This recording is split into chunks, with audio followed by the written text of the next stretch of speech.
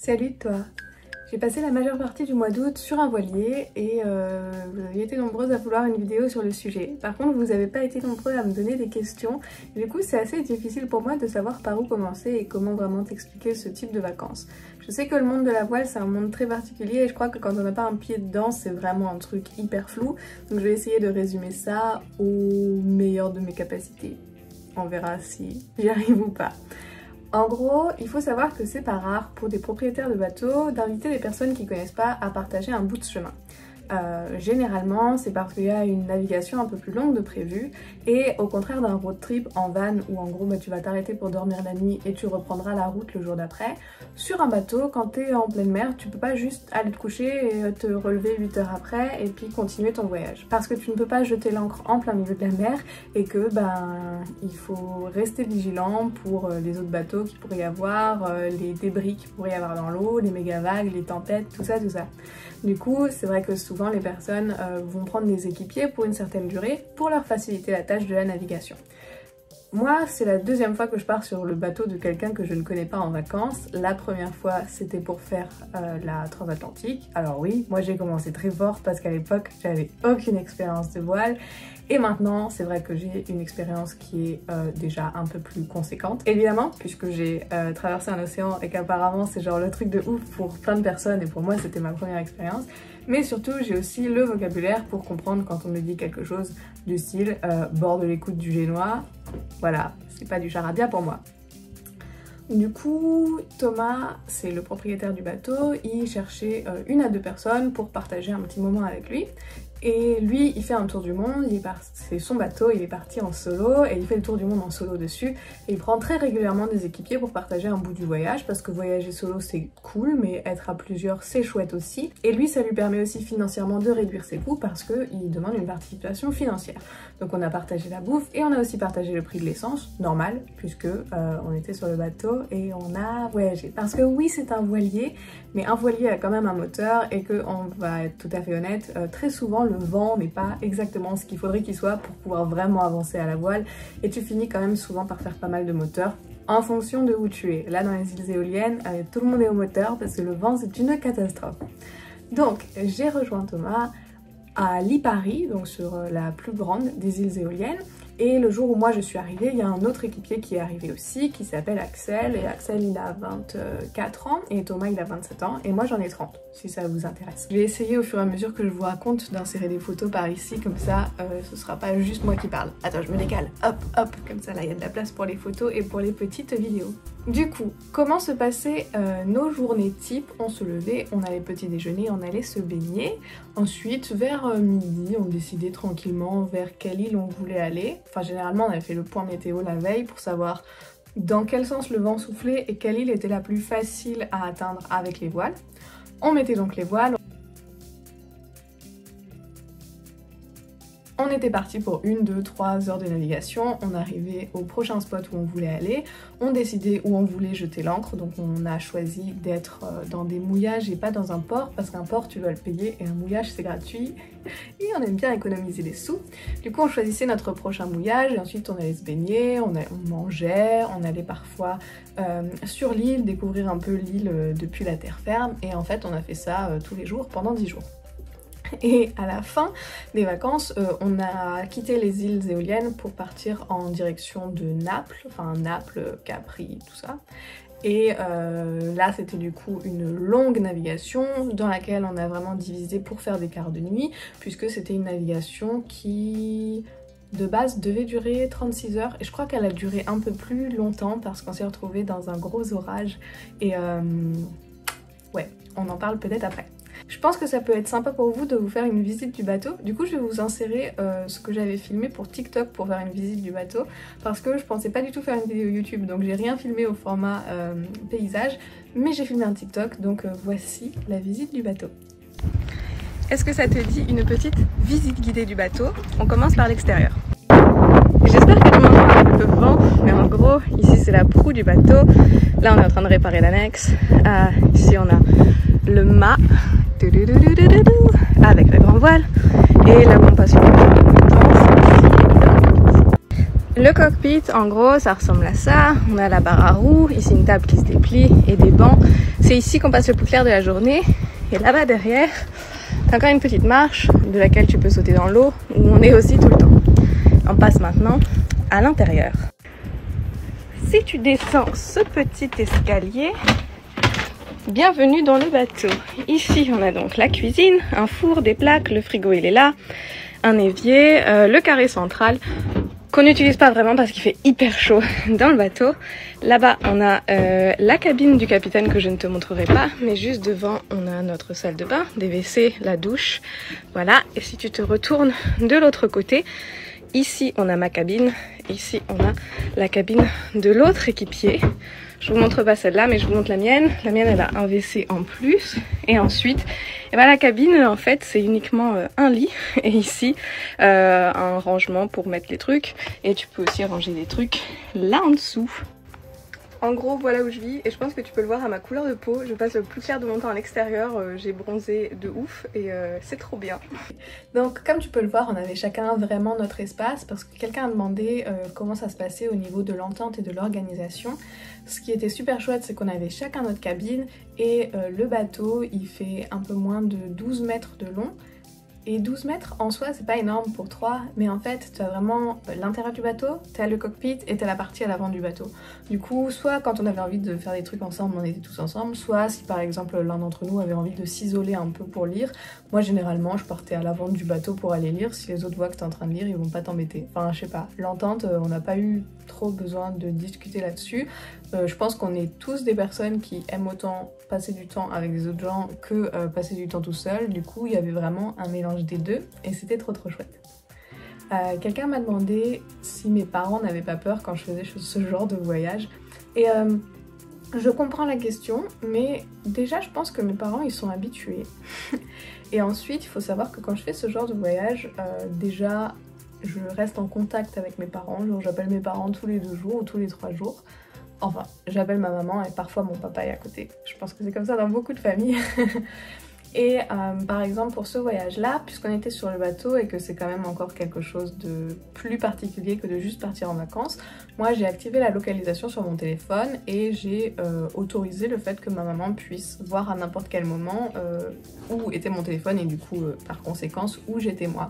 Je sais que c'est quelque chose que certaines personnes n'aiment pas faire, mais moi je trouve que c'est un bon filet de sécurité. Genre s'il devait m'arriver quelque chose, au moins ma mère peut dire aux autorités où était le dernier endroit où elle m'a vue. Moi j'aime bien, voilà. Après, à part ça, mes parents me font confiance, ils savent que je fais confiance à mon instinct et du coup mes parents font confiance à mon instinct aussi. Si ça s'était mal passé, j'aurais très bien pu leur écrire et je serais rentrée plus tôt, mais tout s'est bien passé. Donc ouais, non, je pense pas que mes parents s'inquiètent. Une question qu'on m'a posée, c'est de savoir justement comment ça se passe si je paye les vacances et je l'ai déjà mentionné, je crois, dans l'intro de cette vidéo. Je sais plus parce que je l'ai filmé 2 fois, mais oui, je participe financièrement au voyage. Alors, il faut savoir que c'est très différent et que ça dépend uniquement du bon vouloir du capitaine. Certains capitaines vont te demander de participer à la caisse de bord. Certains capitaines vont te demander de seulement diviser les frais de nourriture. Certains capitaines vont te demander de diviser les frais de nourriture et d'essence. Et certains capitaines vont te demander absolument aucune participation financière. Ça généralement c'est quand tu as déjà un bon niveau et que tu peux en gros diriger le bateau tout seul, ce qui n'est pas mon cas.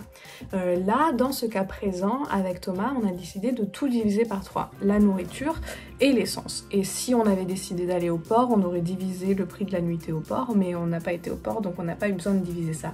En revanche, s'il y avait eu quelque chose à réparer sur le bateau, s'il y avait eu, je sais pas, un truc à réparer sur le moteur ou des pièces détachées à acheter, alors là, il l'aurait payé tout seul parce que c'est son bateau. Enfin, après, ça c'est un truc, il faut en parler avant de partir parce que je sais que c'est pas pareil du tout. Il y a des gens qui imposent un prix fixe, par exemple, tu vas payer 10 € par jour. Et il y en a d'autres qui disent, comme là, on a fait un tree count, donc c'est une application sur laquelle tu mets vraiment les dépenses au fur et à mesure que tu payes et à la fin t'égalises. Et si ça vous intéresse, pour, je sais plus si j'étais 10 ou 12 jours sur le bateau, mais vraiment si on compte uniquement le temps que j'étais sur le bateau, ça m'a coûté 187 € et des brouettes. sachant que là-dedans on compte les restos qu'on a fait, on compte les coups qu'on a été boire et on compte du coup l'essence et toute la petite popote qu'on s'est faite sur le bateau. Voilà, ça c'est pour le côté financier. Ok, une autre question qui revient, c'est est-ce qu'il faut avoir des bases en navigation pour faire ce genre de mission? Et en fait, ça va être plus facile pour toi d'être pris pour ce genre de vacances si tu as des bases, parce que du coup la personne sait que, enfin, tu vas pas avoir besoin de longtemps pour te mettre dans le bain et pour faire ce qu'on te demande, parce que tu viens quand même pour filer un coup de main. Après, il y a pas mal de personnes qui prennent aussi des débutants, mais si tu es complètement débutant, il faudrait avoir d'autres qualités qui mettent ton profil en avant, parce que, enfin, mets-toi à la place de la personne qui recherche quelqu'un. Si c'est quelqu'un qui a tout ce qu'il faut en connaissance sur la navigation par exemple, pourquoi il te prendrait toi plutôt que quelqu'un d'autre? Ça peut être parce que t'adores faire à manger et que la personne elle aime pas du tout cuisiner et que la personne se dit cool, genre ça va être trop bien parce que je vais trop bien manger pendant un moment. Ça peut être parce que tu as des connaissances à apporter à la personne que la personne n'a pas. Par exemple, j'en sais rien, t'es électricien, Axel était électricien et du coup Thomas il en a profité pour lui poser plein de questions sur le système électrique de son bateau. Hyper cool. Ça peut être parce que tu es dans un pays, admettons là on était en Italie et quelqu'un te dit bah moi je suis franco-italienne et tu te dis ah trop bien parce que j'en sais rien j'ai ça ou ça à faire réparer sur mon bateau et moi je parle pas l'italien et ce serait beaucoup plus facile d'avoir quelqu'un qui parle la langue. Donc en vrai tous les profils sont intéressants mais il faut te demander à toi-même avant de chercher ce genre de truc qu'est-ce que toi tu apporterais à la personne qui est sur le bateau, parce que c'est un peu un échange de bons procédés et si tu lui apportes rien et que t'es juste un poids mort dans son voyage, ça risque d'être compliqué de trouver un truc. Mais si t'as un bon profil, si tu te vends bien, si dans ta manière de te présenter on a envie de passer du temps avec toi parce qu'on se dit ah ouais je vais m'éclater, je vais apprendre des trucs, ça va être trop bien, et ben tu peux y aller même sans base en navigation. Genre moi j'avais aucune base en navigation avant de traverser l'Atlantique. Et maintenant je peux dire à chaque fois, bah moi j'ai déjà traversé l'Atlantique et du coup les gens ils pensent que je suis genre une marin de dingue alors que je suis quand même une grosse bonne débutante. Je crois que j'ai fait le tour des questions, mais du coup j'avais envie de vous partager peut-être quelques photos des vacances. Alors déjà, on va commencer, ça c'est vraiment juste, on va commencer par... Ça c'est ma nouvelle photo préférée de moi. Et j'ai pas encore osé la poster sur Insta. Enfin peut-être que je l'aurais postée entre le moment où je filme cette vidéo et le moment où je publie cette vidéo. Mais les gars ils savent pas que j'ai pris cette photo parce que je me suis fait une petite séance photo quand ils étaient en train de faire une rando. Et du coup, je sais pas trop ce qu'ils vont se dire quand ils verront la photo parce qu'ils vont se demander à quel moment elle était à la barre. Parce qu'on dirait que je suis en train de naviguer. Que nenni les gars, que nenni, on était à l'encre. Mais c'est pas grave, la photo elle est trop cool. Par contre, oui, je voudrais te partager l'orage. Alors, quand j'ai fait la transat, on a eu un jour de pluie. Et le jour de pluie, il n'y avait pas beaucoup de vent et tout, et c'était trop bien. Enfin, je veux dire, c'était juste de la pluie. Là, pendant les vacances, on a eu un gros orage et c'était impressionnant. Moi, je suis quelqu'un de très zen, et là, franchement, j'ai eu un petit moment de panique intérieure, on va le dire. En fait, c'était la nuit. Et on avait décidé de quitter les îles éoliennes un jour avant notre plan initial parce qu'il y allait avoir un orage aux îles éoliennes et on n'avait pas envie d'être dans l'orage. Du coup on est parti et c'était la nuit, il n'y avait pas un pet de vent, on était au moteur et voilà, c'était bien. Moi je suis allée me coucher et je me suis relevée à 2 h du matin pour faire mon quart de nuit. Et à 2 h du matin quand je me suis levée, Thomas et Axel étaient assis en haut et il y avait des éclairs tout autour de nous. Genre, en gros, si ça c'est le bateau, il y avait ici où il n'y avait pas d'éclairs et il y avait ici où il y avait des éclairs. Genre, ça pétait tout autour de nous, c'était impressionnant. Moi j'adore les orages et j'adore les éclairs. Il n'y avait pas de tonnerre, il y avait vraiment que des éclairs. Du coup je disais, bah, c'est bon, on est assez loin parce que si on était plus proche on entendrait le tonnerre. Mais c'était majestueux, majestueux. J'ai d'ailleurs pris ces photos que je trouve absolument magnifiques et c'était trop bien. C'était trop bien, jusqu'à ce que bon, le vent se lève, on coupe le moteur, on se met à la voile, 10 nœuds de vent, c'est parfait, c'est très agréable pour faire de la voile, entre 10 et 15 nœuds t'es bien, vraiment une allure, on fusait, enfin c'était trop bien, c'était la pleine lune, il y avait les petits éclairs, ambiance de dingue. Et puis on passe de 10 nœuds à 15 nœuds, très bien, et puis on passe de 15 nœuds à 17 nœuds, on est toujours bien. Et puis Thomas va se coucher, je crois. Oh, je ne sais plus. En tout cas, on était bien jusqu'à ce qu'on n'était plus bien du tout parce que d'un coup il y avait 40 nœuds de vent, qu'il pleuvait à mort et que on avait beaucoup trop de voiles de sortie. Parce qu'en gros, moins t'as de vent, plus tu sors tes voiles, plus t'as de vent, moins tu sors tes voiles. Parce que la force du vent, enfin tu veux pas avoir... Comment j'explique ça? Plus t'as de vent, moins tu veux de superficie de voile qui te pousse, parce que tu veux rester en contrôle. Donc plus le vent monte, plus tu descends tes voiles, plus tu enroules tes voiles, plus tu baisses ta grand voile. Et là, on avait 40 nœuds de vent, donc c'était beaucoup trop de vent pour les voiles qu'on avait sorties. Et on était en train d'essayer de descendre la grande voile, ce qui veut dire que... Donc, je vous rappelle, il fait nuit, il y a du vent à fond et il pleut.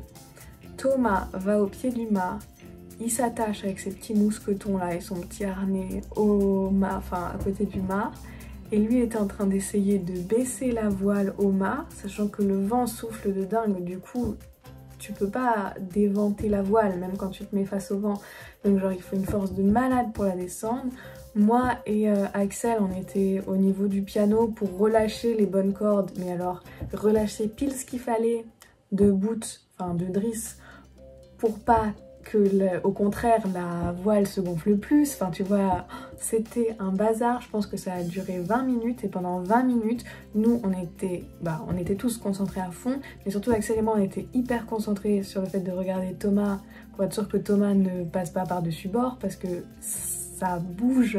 J'ai malheureusement aucune vidéo de ce moment là parce qu'on était tellement concentrés sur le fait de descendre les voiles et gérer le bateau que évidemment personne n'a eu l'occasion de filmer. Mais c'était quand même assez intense. Et franchement c'était le moment le plus intense sur un bateau que j'ai vécu parce que c'était vraiment le truc où tu te dis là il faut qu'on gère, et si on gère pas, on est quand même tout seul, on est super loin des côtes, c'est la pleine nuit, genre je pense qu'il était genre 4 h du mat ou 3 h 30, un truc comme ça. Et bref, Thomas a gardé on a tous gardé notre calme, mais surtout Thomas, parce que c'était Thomas qui nous disait ce qu'il fallait qu'on fasse. On a réussi à baisser la voile comme on voulait. Il a réussi à revenir sans tomber par-dessus bord, ce qui est quand même fantastique parce que sinon ça aurait pu finir vraiment mal. Et ensuite le jour s'est levé, on s'est retourné, on a eu droit pendant quelques instants seulement à un magnifique arc-en-ciel que j'ai même pas eu le temps de prendre en photo. C'était incroyable, mais ça a fait très peur quand même. Et même si j'aime toujours autant les orages, je pense que j'aime un peu moins les orages en mer maintenant. On a par la suite appris qu'il y a eu pas mal de casses sur les bateaux qui sont restés au port parce qu'il y avait tellement de vent que certaines ancres se sont décalées. On a appris aussi que 2 bateaux se sont fait toucher par la foudre, un qui a pris feu, il n'y a pas eu de mort, et un autre bateau qui a pris la foudre qui n'a pas pris feu mais dont tout l'équipement électronique était du coup HS suite à la foudre, donc c'est pareil, tu veux pas trop ça. Et surtout qu'un bateau qui se fait taper par la foudre, parce que je me suis renseignée par la suite, ça peut avoir des problèmes électroniques pendant genre encore des années après. Genre, enfin c'est impressionnant apparemment, toute cette espèce de charge électrique qui reste quelque part dans le bateau. Enfin bon, très contente qu'on n'ait pas été touchée par la foudre, mais voilà. Du coup il y a cette photo de Thomas et moi qui a été prise juste à la fin de la tempête, donc tu vois le jour était déjà levé et ça c'est vraiment des sourires de bordel, quelle nuit on vient de passer. Après ça je peux te dire qu'on était éclatés pendant les 2 jours qui ont suivi. Le soir d'après on s'est repris un orage, mais celui-là il était moins fort et comme on avait déjà tout fait la veille, on était beaucoup plus près et on pouvait réagir beaucoup plus vite quand le vent a monté, mais ça est quand même resté quelque chose de très impressionnant. Je suis contente qu'on n'ait pas eu de dommages, ni nous ni le bateau. Et je suis contente aussi d'avoir pu vivre ça parce que je t'avoue que pendant toute la semaine sur le bateau, je me disais que la vie sur le bateau ça a l'air facile et que je m'achèterais bien un voilier. Je suis toujours d'avis que je m'achèterais bien un voilier, mais avec cette tempête, je suis d'avis que je m'achèterai un voilier quand j'aurai beaucoup plus d'expérience et qu'il va falloir que j'accumule encore pas mal d'expérience pour avoir un niveau avec lequel je me sente à l'aise pour partir seule sur mon bateau. Mais je t'avoue que c'est un rêve qui prend de plus en plus de place dans ma petite vie et je dis que c'est pas impossible que un de ces 4, les gars, dans les prochains 10 ans, hein, pas aujourd'hui, pas demain, je m'achète un voilier et que je me casse. Parce que se casser ça a toujours été un peu mon but et du coup je me dis si au lieu d'acheter un van je m'achète un voilier, je peux partir plus loin. À part vous dire que les couchers et levées de soleil sont absolument incroyables sur l'eau, je ne suis pas sûre de savoir ce que je peux vous raconter de plus. J'espère que ça a un peu répondu à vos questions. Comme dit, vous étiez tous curieux de voir la vidéo, mais vous n'aviez pas vraiment de questions précises à poser et du coup c'est difficile de se mettre à votre place et de savoir qu'est-ce qui vous intéresse sur ce genre de truc. Enfin bref, si c'est quelque chose que vous souhaitez faire, je vous souhaite de pouvoir le faire un jour, mais je vous souhaite aussi de vous renseigner parce que la vie sur le bateau, c'est clairement pas pour tout le monde. Ça demande un certain type de personnalité, je dirais, et un certain type de qualité. Par exemple, je pense que les gens qui sont vraiment pas solitaires pour un sou seraient terriblement malheureux sur un bateau parce que c'est pas du tout le genre des gens généralement sur les bateaux. Et je pense aussi qu'avant de te lancer dans un truc comme ça, il serait judicieux de savoir si tu souffres du mal de mer ou pas. Parce que il faut savoir que plus le bateau est petit, plus tu souffres rapidement du mal de mer. Et sur un monocoque, encore plus que sur un catamaran, si tu souffres un tout petit peu du mal de mer, je pense que tu seras HS très vite. Et ce serait trop dommage parce que ça te gâcherait bien les vacances. Parce que le mal de mer, c'est un des pires trucs au monde. D'ailleurs, moi, j'ai pas le mal de mer. Enfin, j'ai pas le mal de mer. Je sais éviter le mal de mer et je n'ai jamais été malade sur un bateau parce que je n'ai pas le mal de mer à ce point-là. Genre, je sens que ça tangue et tout, hein, je dis pas que je ne le sens pas. Et ça m'arrive de me sentir fatiguée ou un peu lessivée à cause du bateau qui bouge. En revanche, je n'ai jamais été malade. Cependant, après les 2 nuits de tempête, quand je suis retournée en Sicile parce que j'ai prolongé mes vacances en Sicile de quelques jours mais dans un hôtel et sur la terre ferme, j'avais terriblement le mal de mer. Donc je suis allée boire des coups avec des skippers d'un autre bateau le soir et je suis rentrée dans mon hôtel passablement bourrée, je l'avouerai bien.